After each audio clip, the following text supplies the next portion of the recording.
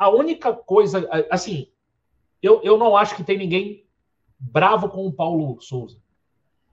Até porque ninguém conhece o Paulo Souza direito. Vamos ser sinceros, ninguém aqui conhece profundamente o trabalho do Paulo Souza. Né? Se a gente for buscar o trabalho do Paulo Souza, a gente vai ter que voltar muito atrás, pegar ali a Fiorentina dele, o Basel dele lá atrás.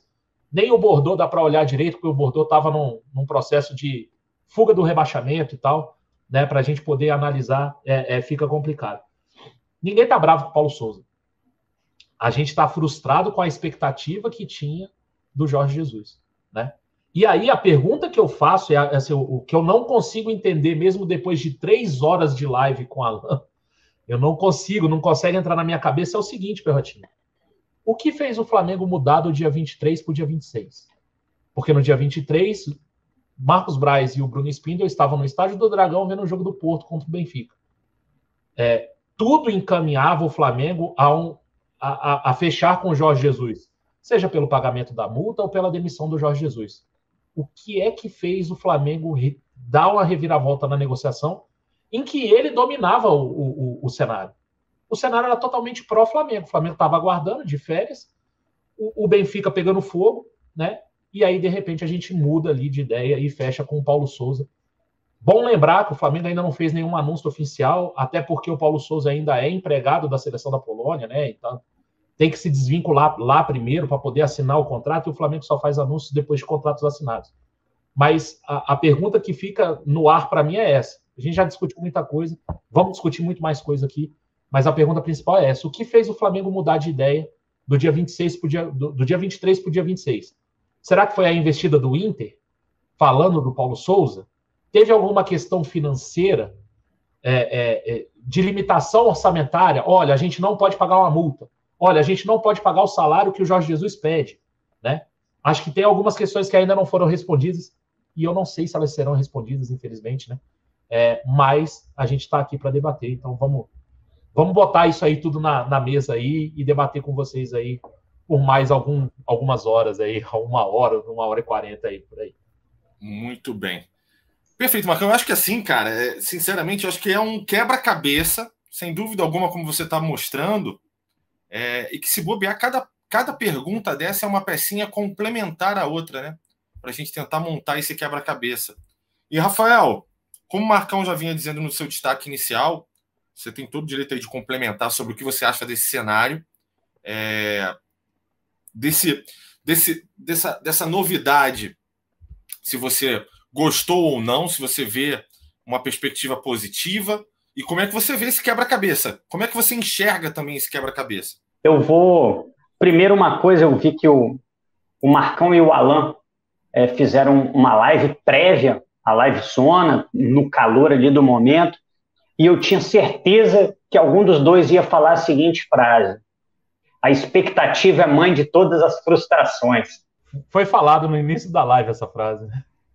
Eu ouvi vocês falando e eu imaginava, porque tudo que a gente está falando sobre o Paulo Souza e toda a repercussão que está tendo na torcida tem muita relação com a expectativa que a gente tinha de trazer o Jorge Jesus. Isso está muito nítido. Eu acho que o Braz adotou uma estratégia muito clara de pressionar o Benfica. O Braz foi até Portugal, foi até o jogo do Benfica, talvez tentando criar um certo desconforto que motivasse o Benfica a demitir o Jorge Jesus e facilitasse o caminho dele para o Flamengo. Teoricamente era uma boa estratégia, em algum momento parecia até que estava funcionando, mas a verdade é que essa estratégia não teve efeito só em Portugal.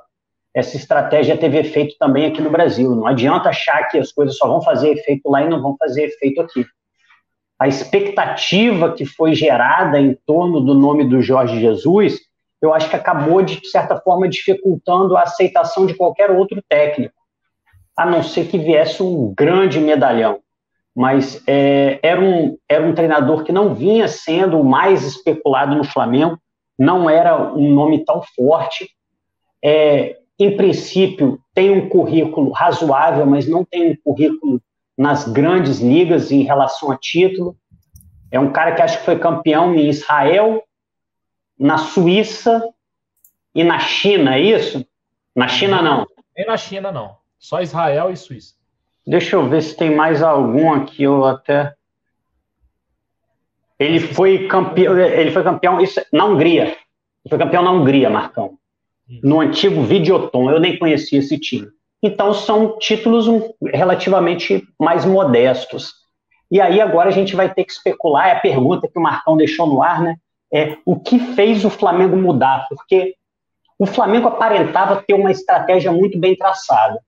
Sabia que Jorge Jesus estava na corda bamba, sabia que a demissão de Jorge Jesus era iminente, ou pelo menos que não haveria o menor esforço do Benfica para segurar o técnico, aguardaria o desfecho de 2 jogos decisivos contra o Porto e contrataria. Essa é a história. Parecia, apesar disso não ter sido verbalizado pelo Marcos Braz, parecia que era o que estava acontecendo. E aí a gente tem uma mudança súbita. E aí cabe a nós, pelo menos nesse momento, eu gostaria de poder perguntar isso para o Braz, mas nesse momento a gente pode especular. A possibilidade que a gente tinha era da demissão do Jorge Jesus. Mas será que haveria aceitação da proposta do Flamengo pelo Jorge Jesus caso ele fosse demitido? Isso a gente não sabe. Muita gente está falando do Inter, está falando até que o Paulo Souza utilizou o interesse do Inter para tentar criar um senso de urgência no Flamengo. Fala, Bigode. Será que isso é verdade? Que o Paulo Souza jogou com esse interesse do Inter, que ele, de certa forma, até estimulou o interesse do Inter para criar esse senso de urgência no Flamengo? Se isso é verdade, no mínimo eu tenho que dar parabéns para o cara. Ele mostrou ter estratégia. Ele queria fechar com o Flamengo e meio que forjou uma sensação de urgência. Talvez nunca tenha passado pela cabeça dele ser treinador do Inter, até porque é um time mais frágil, um time que não está jogando Libertadores. Quem sabe? Esses dias foi noticiado, eu não pude me aprofundar na notícia ainda, não sei se alguém viu, que num processo do Flamengo, que acho que estava penhorado o centro de treinamento, foi pedido um reforço de penhora. Eu não sei se o Flamengo está vislumbrando algum problema financeiro decorrente disso, e aí teve que baixar um pouco dentro do orçamento quanto pagaria o técnico. Isso foi uma decisão recente, até acredito que não, mas é uma decisão que de qualquer forma impacta. Parece que havia uma penhora, acho que no NIM, que é um ativo imobilizado, e agora eles querem uma penhora líquida, né? Uma penhora de crédito de alguma forma. Será que o Flamengo está vislumbrando que vai ter o seu fluxo de caixa prejudicado a ponto de até não conseguir pagar o técnico? Não sei. O que eu sei é que as coisas mudaram muito rápido, mas independente disso, só para complementar minha fala aqui, poder passar a palavra a vocês, independente de haver sim uma certa frustração a todos que queriam o Jorge Jesus, eu estou fechado com o Paulo Souza.